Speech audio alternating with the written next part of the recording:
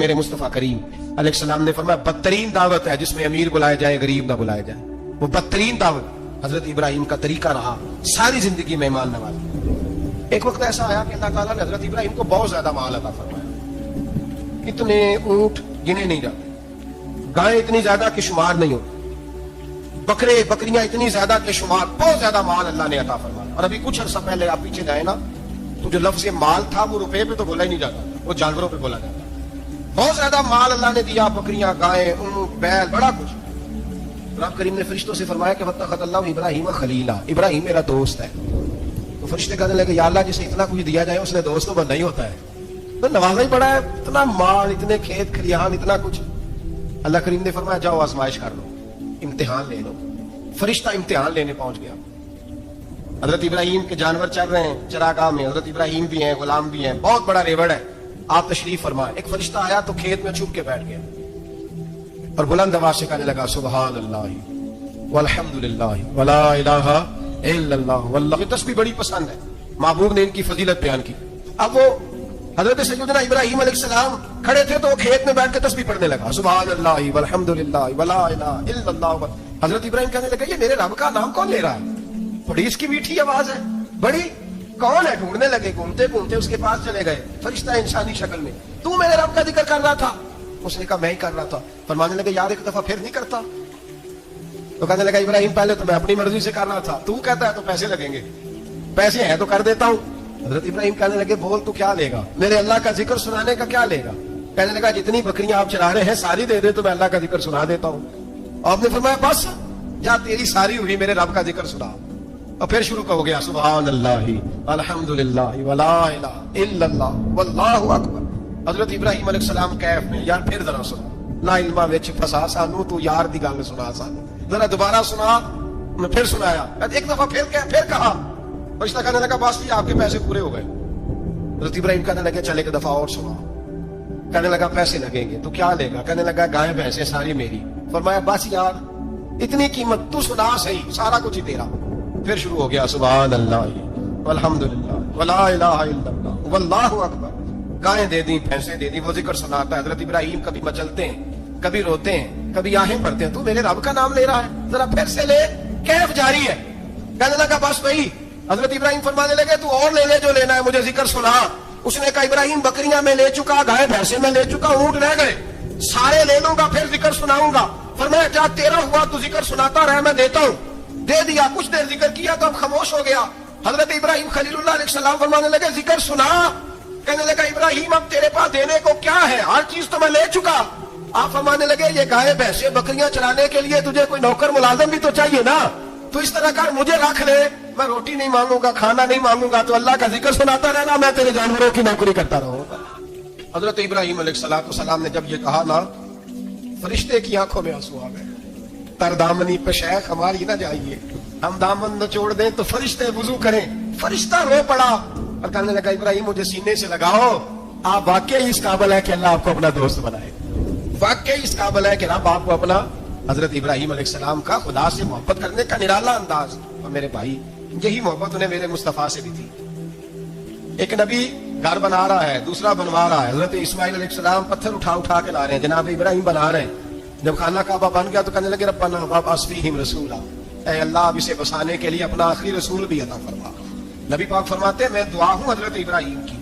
اور حضرت ابراہیم سے رب کریم نے فرمایا چل ابراہیم کوئی چیز دے, تو کہا یا اللہ تینوں ہی تیرے نام پہ قربان کرنا, تیری ہوئی ساری, ہر شے تیری. حضرت ابراہیم نے دین کے لیے, آپ شہر بابل کے قریب پیدا ہوئے, وہاں سے مصر آئے, مصر سے فلسطین آئے, اور فلسطین سے آ کر کے کعبہ آباد فرمایا. زندگی سفروں میں گزری. سفر ایک تکلیف والی چیز ہے, پر حضرت ابراہیم نے وطن چھوڑ دیا, گھر چھوڑ دیا. جان بڑی عزیز ہوتی ہے. تو حضرت ابراہیم نے جب دین کے لیے نکلے تو جد و جہد کی, گھر کے اندر بھی گھر کے باہر بھی. آپ کے والد کا نام طارق ہے, وہ توحید پرست تھے, ایماندار تھے, پرہیزگار تھے. آپ کے چچا کا نام آزر ہے, وہ بت پرست تھے, بت بیچا کرتے تھے. حضرت سیدنا ابراہیم علیہ السلام جب میدان عمل میں نکلے تو حضرت ابراہیم علیہ السلام نے اپنے گھر سے جہاد شروع کیا.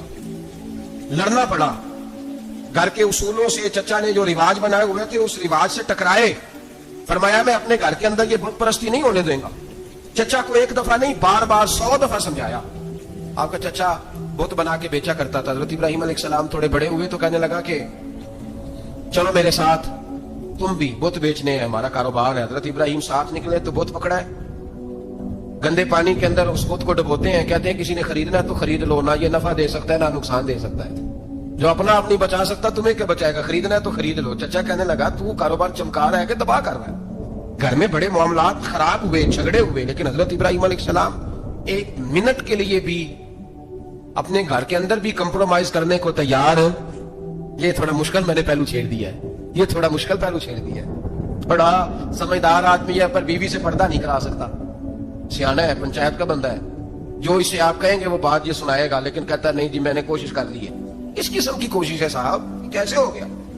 حضرت ابراہیم علیہ السلام نے گھر کے اندر سے فرمایا نہیں کرنے دوں گا. گھر کے اندر بھی ٹکرائے, فرمایا تم جو بھی ہو پاش کیا چچا کے اصولوں کو, اور باہر جب نکلے تو صرف علاقے کے چیئرمین سے نہیں ٹکرائے, ایم پی ایم این اے وزیر مشیر سے نہیں ٹکرائے.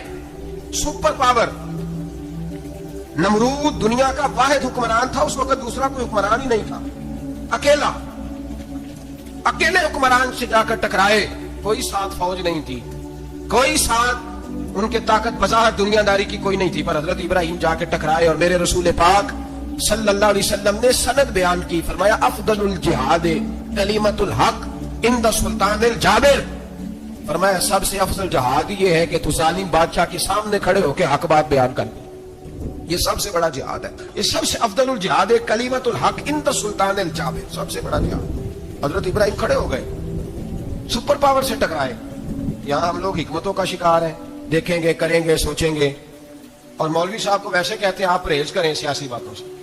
بھئی اللہ کے ہر نبی نے جا کے وقت کے ظالم حکمران کو لتاڑا ہے, للکارا ہے. یہ تو مشن انبیاء ہے. حضرت سیدنا ابراہیم علیہ السلام نے جو اس کو جا کے کہا کہ تو جھوٹ بولتا ہے, تو جھوٹا ہے, تو خدائی کا دعویٰ کرتا ہے, تو بہت بڑا ظالم ہے. اور قرآن مجید نے اس ساری بات کو بیان فرمایا. حضرت ابراہیم علیہ السلام سے کہنے لگا میں رب ہوں. تو آپ نے فرمایا میرا رب تو وہ ہے جو زندہ کرتا اور مارتا ہے. تو پھر آپ حق بات بیان کریں گے تو اللہ مارے گا کہ بندہ مارے گا؟ کچھ بھی نہیں ہوتا, کیونکہ زندگی موت کس کے ہاتھ میں ہے؟ اللہ کے ہاتھ میں. زندگی موت اللہ, کچھ بھی نہیں ہوتا. انسان صحیح سمت کا تعین کرے اور صحیح چلے. حضرت علی شیر خدا سے کسی نے کہا تھا کہ آپ کے بڑی دشمنی ہے, کوئی محافظ رکھ لیں.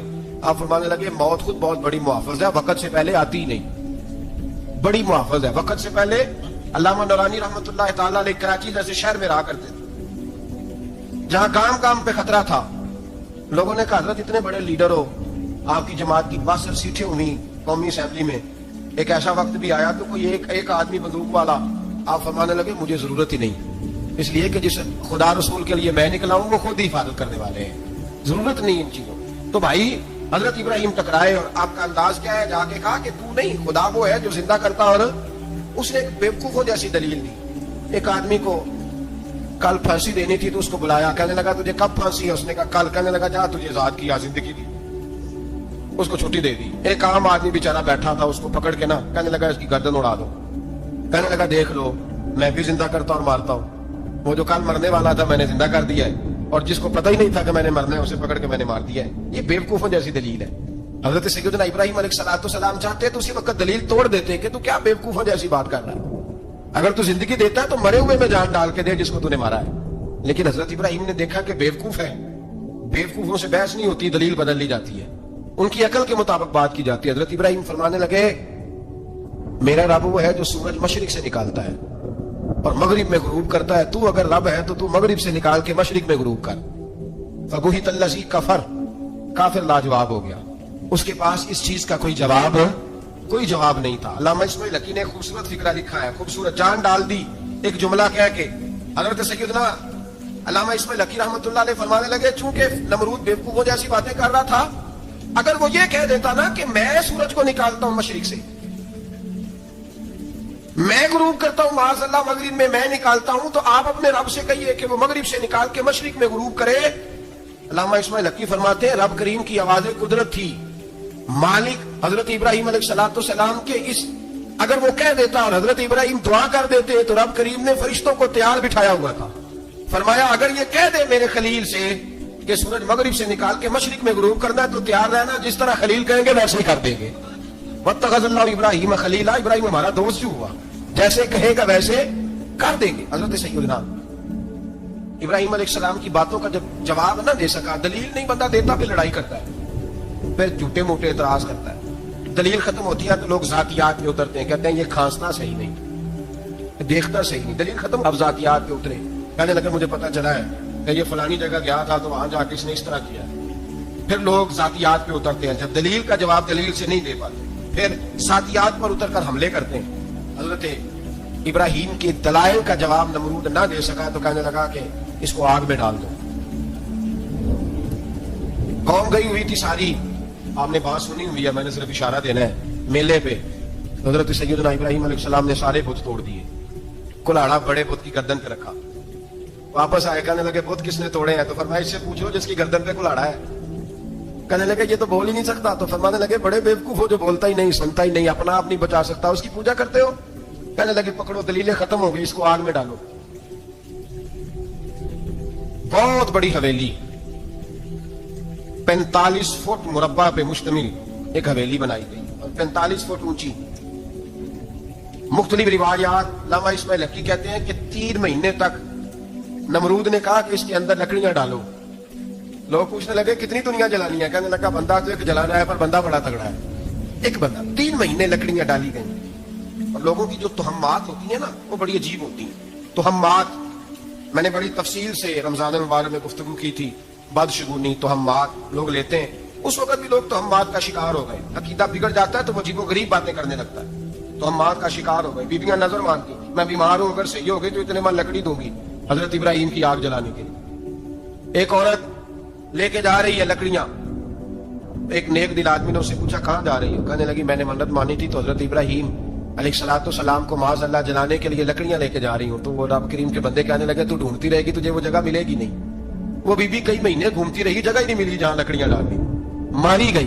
تہمات کا شکار ہوئے بہت سارے لوگ. تہمات کا بھائی، تہمات دین کے اندر منع ہے. تہمات دین میں کوئی نظر ماننا، کوئی کسی بزرگ کے مزار پہ جا کے سالے ثواب کے لیے کوئی چیز ماننا، یہ تو درست ہوا.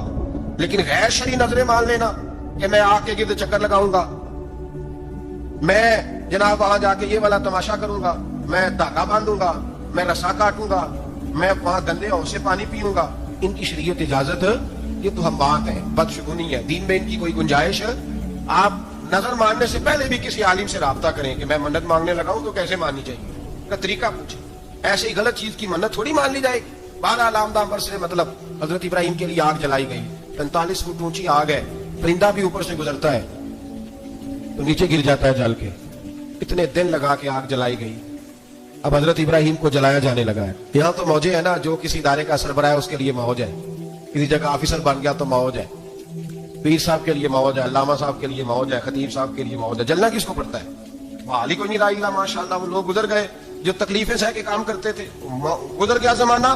حضرت سیدنا ابراہیم علیہ السلام کو جلایا جانے لگا ہے تو اب اتنی بڑی آگ ہے تو ڈالے کیسے؟ شیطان نے تجویز دی کہ منجنیق بناؤ. منجنیق، بڑے بڑے بانس باندھ کے ان کے نیچے رسا باندھو. وہ جس طرح جھولنے کے لیے جھولا بنایا جاتا ہے، اس طرح ایک منجنیق پرانے زمانے میں اس میں پتھر رکھ کے پھینکے جاتے تھے دشمنوں پہ. وہ منجنیق بنائی گئی کہ دور سے حضرت ابراہیم کو پھینکیں گے. ہاتھ حضرت ابراہیم کے باندھ دیے، پاؤں مبارک باندھ دیے. پوری زمین پہ ایک نام لینے والا خدا کا، اور اس کو آج رسیوں میں جکڑا ہوا ہے. جب پھینکا جانے لگا نا آگ میں، بوڑھے رونے لگے، فرشتے تڑپنے لگے، اے اللہ یہ کیا ہونے لگا ہے؟ ایک تیرا خلیل اور وہ بھی آگ میں. فرمایا جاؤ جا کے اس سے کہو اگر تمہاری مدد لیتا ہے تو اسے بچاؤ. ہوا کا فرشتہ آیا، کہا ابراہیم اگر تو کہے. او بھائی، ان چیزوں کو کہانی سمجھ کے نہ سنا کرے، یہ داستان نہیں، یہ وہ طریقے ہیں جو ہمارے رسول نے ہمیں اپنانے کا حکم ارشاد فرمایا ہے. جو عقیدے، یہ وہ نظریات ہیں جو ہمیں اوڑھنے کو کہا گیا. اپنے رب کریم کی رضا پہ راضی رہنے کے یہ وہ خوبصورت مواقع ہیں صوفیاء نے جن کو بنا کر سمجھا کر ہم تک پہنچایا ہے. یہ ہے اہل طریقت کی باتیں. وہ کہتے ہیں یار جس حال میں رکھے راضی رہنا ہے. حضرت ابراہیم علیہ السلام کو پھینکا جا رہا ہے، فرشتہ آیا، اے اللہ کے خلیل اگر حکم دو تو اتنی ہوا چلاؤں کہ نمرودی جل جائے سارے، آگ ان پہ پھینک دی جائے. آپ نے فرمایا تو جا، تجھ سے مجھے کوئی کام نہیں. تھوڑی دیر کے بعد پانی کا فرشتہ آیا، کہا حضور اتنی بارش برساؤں گا کہ آگ بجھ جائے گی. فرمایا تو جا، تجھ سے کوئی کام نہیں. اب جب منجنیک میں رکھ دیے گئے, آگ میں جانے کا لمحہ ہے, تیاری ہے, حضرت جبریل امین حاضر خدمت ہوئے. کہا ابراہیم کوئی حاجت؟ فرمایا تجھ سے کوئی نہیں. کہا چلو مجھ سے نہیں تو رب کریم سے ہی بات کر لو, مجھے پتا ہے میں چھوٹا ہوں, آپ مجھ سے مدد کیوں لوگے, رب کریم سے ہی بات کر لیں. تو حضرت ابراہیم کہنے لگے جبریل یہ بتا, رب کو نہیں پتا اس کا خلیل کس حال میں ہے, اسے نہیں پتا میں کس حال میں ہوں, میرے ہاتھ بندے ہیں پیر بندے ہیں آگ میں, اسے نہیں پتا. بتایا تو اسے جاتا ہے جسے خبر نہ ہو. تو اگر اسے پتا ہے, اگر وہ جلانے پہ راضی ہے تو میں بھی جلنے کو تیار ہوں, میں تیار ہوں, میں تیار ہوں. اسے کہو ٹھیک ہے. حضرت سیدنا ابراہیم علیہ السلام کو منجنیک میں ڈال کے جو پھینکا آگ میں, یا نار کونی بردم و سلاما علی ابراہیم, اللہ نے فرمایا اے آگ میرے ابراہیم پہ ٹھنڈی بھی ہو جا اور سلامتی والی بھی ہو جا.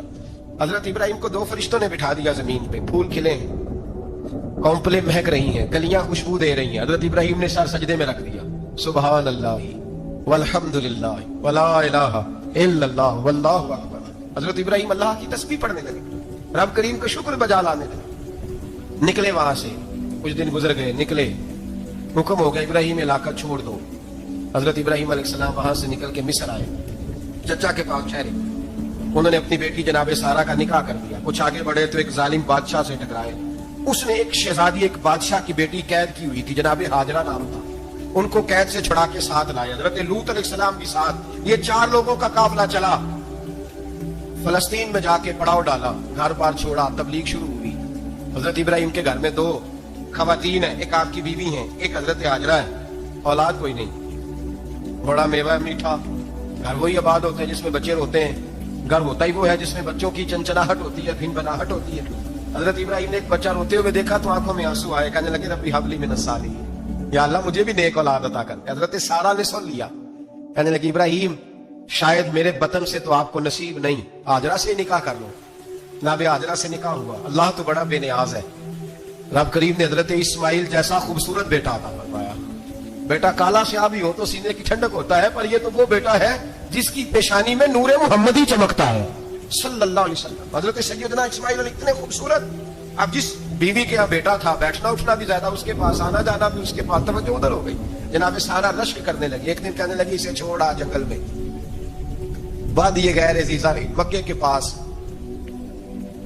بھائی ایک بیٹا عالم دین بنا لو. کہنے لگا روٹی کہاں سے کھائے گا, تیرے 5 بیٹے ہیں, کو حافظ قرآن بنا, کہتے روٹی کہاں سے کھائے گا. وہ بچہ بھی کہتا ہے میں کہاں سے کھاؤں گا. حضرت ابراہیم علیہ السلام تو چند مہینے کا بچہ چھوڑ آئے, تو کہاں سے روٹی کھائی حضرت اسماعیل نے, کہاں سے کھائی ان کی اماں نے روٹی. بھوکے مر جاتے ہیں یہ سارے. میں بڑی ذمہ داری سے کہا کرتا ہوں کہ جتنی خوبصورت روٹی اللہ کریم دین کے خادموں کو عطا کرتا ہے شاید کسی اور کے نصیب ہوتی ہو, لیکن ہم لوگ توجہ ہی نہیں کر رہے, ہمارا ذوق ہی نہیں بن رہا, ہم یہ محنت ہی نہیں کر رہے کہ قوم کو مستند علماء کی ضرورت ہے, علاقوں کے علاقے خالی ہیں, ادھر ہمارا مزاج ہی نہیں بن رہا, توجہ ہی نہیں دین کی خاطر. اور پھر چلے بچے تو بات کی بات ہے نا, جو بھی خود جوان ہے وہ بھی تو یہ دعا, ایک صاحب مجھے کہنے لگے میں دعا مانگ رہا ہوں اللہ مجھے بیٹا دے تو میں اسے دین پہ لگاؤں گا. تو میں نے کہا آپ بھی بوڑھے نہیں ہوئے, آپ خود ہی لگ جائیں, بیٹا تو ابھی آئے گا تو لگے گا نا, تو آپ تو اس وقت ہے تو آپ تو پہلے لگے نا صاحب, 2 گھنٹے تو نکال کے آئے, دین سیکھنے کو کافی ہے. آپ اتنی لمبی سوچ رہے ہیں کہ بچہ آئے گا تو بڑا ہوگا تو وہ جائے گا تو دیکھی جائے گی, ابھی تو آپ ہیں تو آپ تو آؤ. حضرت ابراہیم نے بچہ وہاں چھوڑا. یہاں سے جو عمرہ کرنے لوگ جاتے ہیں نا, جو حج کرنے جاتے ہیں, ان کو پتا ہے کہ وہاں دنیا کی ہر نعمت ملتی ہے, پھر بھی ڈبل ٹرپل پیسے لوگ جیبوں میں ڈال کے جاتے ہیں. حضرت ابراہیم جب وہاں لے کے گئے تو کوئی انسان نہیں تھا, پانی کا قطرہ نہیں تھا, 2 کلو کھجوریں, ایک مشکیزہ. بیوی کو تھمایا. ہمارے گھر میں ہزاروں چیزیں پڑی ہیں, لیکن وہ جو توکل ہے نا وہ ختم ہو گیا. اللہ دے گا, حلال حلال پہ قناعت کرے, جائز جائز پہ بھروسہ کرے, رب کریم عطا کرنے والا ہے, وہ مزاج ختم ہو گیا. حضرت سیدنا ابراہیم علیہ السلام 2 کلو کھجوریں, ایک مشکیزہ پانی کا دے کر کے, اور وہاں بٹھایا آپ نے اپنے بچے کو اور اپنی زوجہ جناب ہاجرہ کو, اور بٹھا کر کے یہ واپس پلٹنے لگے تو حضرت ہاجرہ سلام اللہ علیہ نے آواز دی, کہا ابراہیم کس کے سہارے پہ چھوڑ کے جا رہے ہیں. جہاں آب زمزم کا کنواں ہے نا, جو لوگ گئے ہیں انہوں نے صفا مروہ کی صحیح کی ہے, صفا مروہ سے باہر نکلے نا, سرکار کی ولادت کا مقام ہے, اس جگہ پہ آب زمزم کا کنواں تھا, وہاں حضرت سیدنا ہاجرہ کو بٹھایا. کوئی چیز نہیں, کوئی درخت نہیں, کوئی کھیت نہیں, کوئی پانی نہیں, کوئی کنواں نہیں, وہاں بٹھایا اور بٹھا کر کے نکلنے لگے تو جناب ہاجرہ فرمانے لگے ابراہیم کس کے سہارے پہ چھوڑ کے جا رہے ہیں. کہنے لگے اللہ کے سہارے پہ. تو پاک باز بیوی نے ایک لفظ پوچھا, کہا ابراہیم یہ میرے رب کا حکم ہے. یہ میرے بس جن کا عقیدہ توحید مضبوط ہو ان کے لیے ایک جملہ کافی ہوتا ہے، یہ میرے اللہ کا حکم ہے۔ تو جناب ابراہیم علیہ السلام فرمانے لگے ہاجرہ ہاں رب کا حکم ہے۔ جب یہ لفظ کہے تو چاہیے تھا نا حضرت ابراہیم تسلی دیتے، تو بی بی صاحبہ تسلی دینے لگی، عرض کرنے لگی ابراہیم اگر اللہ کا حکم ہے تو پھر آپ ہماری فکر نہ کرنا، اگر یہ رب کا حکم ہے تو پھر ہماری فکر نہ کرنا، جس رب نے ہمیں یہاں تک پہنچایا ہے وہ ہمیں کبھی بھی ضائع نہیں فرمائے گا، پھر فکر نہ کرنا۔ حضرت ابراہیم آ گئے، بات آپ نے سنی ہوئی ہے، اشارہ کرنا مقصود ہے۔ 13 سال میں چلے مان بھی لیا جائے بعض روایات کی روشنی میں کہ آتے جاتے بھی رہے، لیکن مکمل دیکھ بھال اپنے بچے کی پرورش میں پورا حضرت ابراہیم علیہ السلام کا کردار، سارا کردار ماں کا تھا۔ میں جب خواتین کے بارے میں کوئی بات کرتا ہوں تو میں آپ کو اکثر کہتا ہوں کہ یہ صرف بیوی کے لیے حکم نہیں ہوتا، یہ ٹریننگ بیٹی کو دینی ہے اور بہن کو دینی ہے، یہ تربیت کرے اپنے گھر میں۔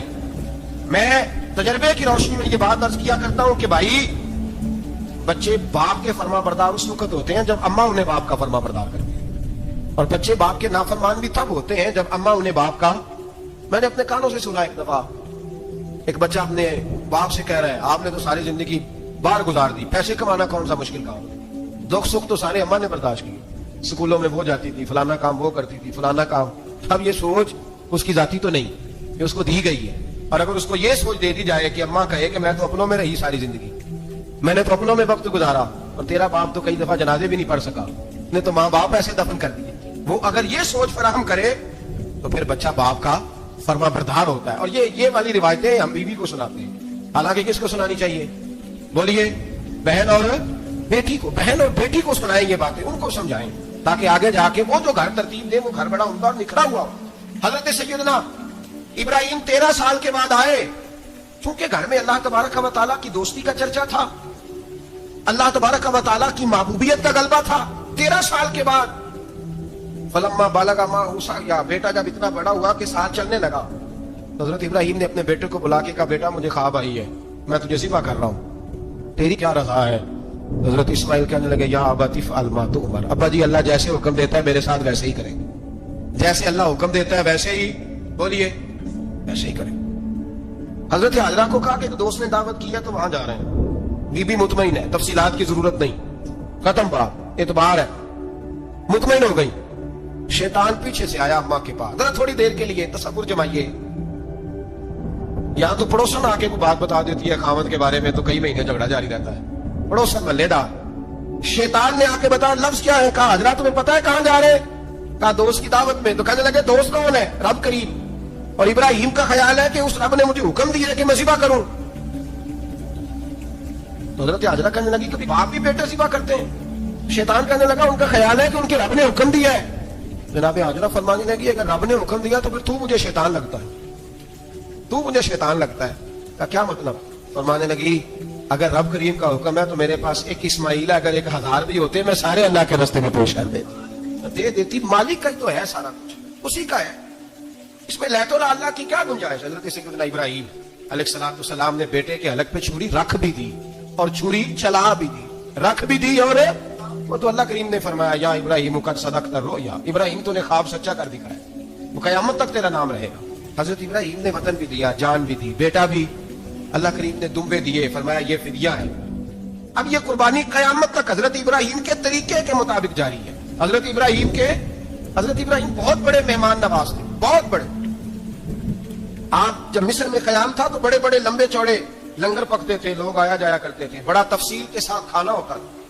مہمان نوازی آپ کی خاص صفت مبارکہ ہے، ہمارے ہاں بھی مہمان نوازی ہوتی ہے امیروں کی، بلکہ اب تو مہمان نوازی اس طرح کی ہے کہ کل تیری میرے پاس دعوت ہے، پرسوں میری تیرے پاس ہے، وہی امیروں میں وہ چکر رہتا ہے، پارٹیاں دوست ایک دوسرے کو ڈالتے ہیں، تیری طرف پارٹی تیری طرف، اور اسی انداز میں اب یہ عید آئے گی نا ٹکا پارٹیاں ہوں گی جگہ جگہ، اور لوگ سوال پوچھنے لگے ابھی سے، کہتے ہیں قربانی کا کتنا گوشت کار رکھنا جائز ہے، قربانی کا کتنا گوشت کار رکھنا جائز ہے؟ سارا ہی جی ہاں، اس لیے فریزر لے لے، فریج سے نہیں کام چلے گا، سارا ہی جائز کار رکھنا، سارا ہی جائز ہے، رکھ لیں۔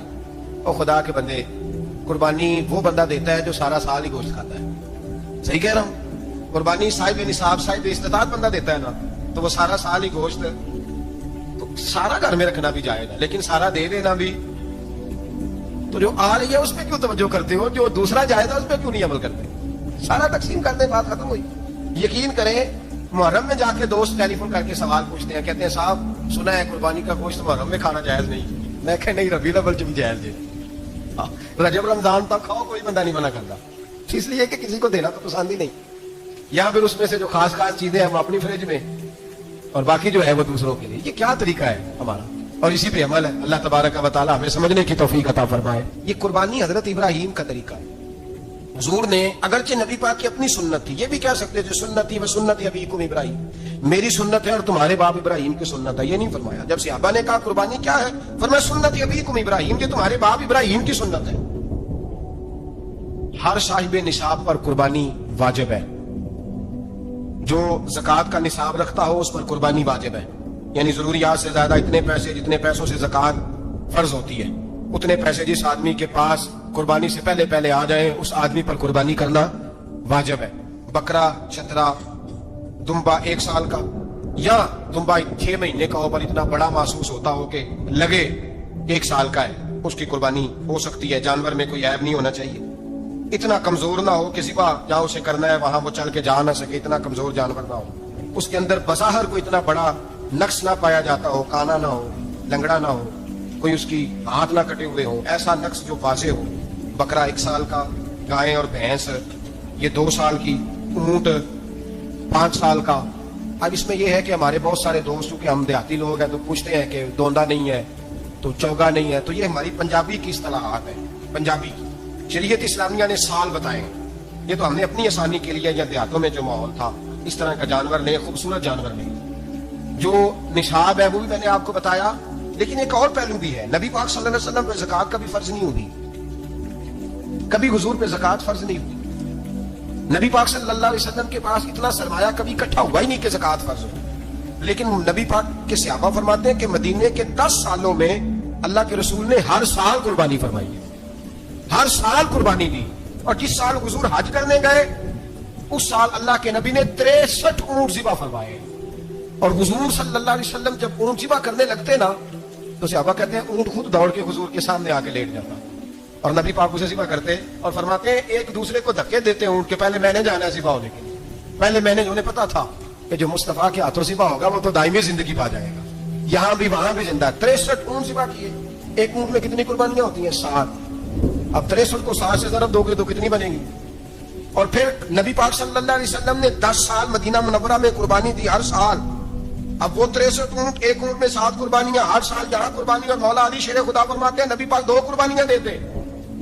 میں نے کہا حضور 2 جانور ذبح کر رہے ہیں آپ, تو حضور نے فرمایا ایک میری طرف سے, ایک میری امت کی طرف سے, غریبوں کی طرف سے. اور حضرت علی کو حضور نے وصیت فرمائی تو 2 دیا کرے گا. یا رسول اللہ صلی اللہ علیہ وسلم میں غلام ہوں, خادم ہوں. حضور نے فرمایا علی ایک تو نے اپنی دینی ہے, ایک میری طرف سے دینی ہے. 2 قربانیاں. مولا علی نے بھی ساری زندگی 2 قربانیاں دی. حضرت علی بھی مال کے نصاب نہیں تھے, اپنا مکان ہی نہیں تھا, کوئی کاروبار نہیں تھا, کئی دن فاقے رہتے تھے, اور قربانیاں کتنی دیتے تھے؟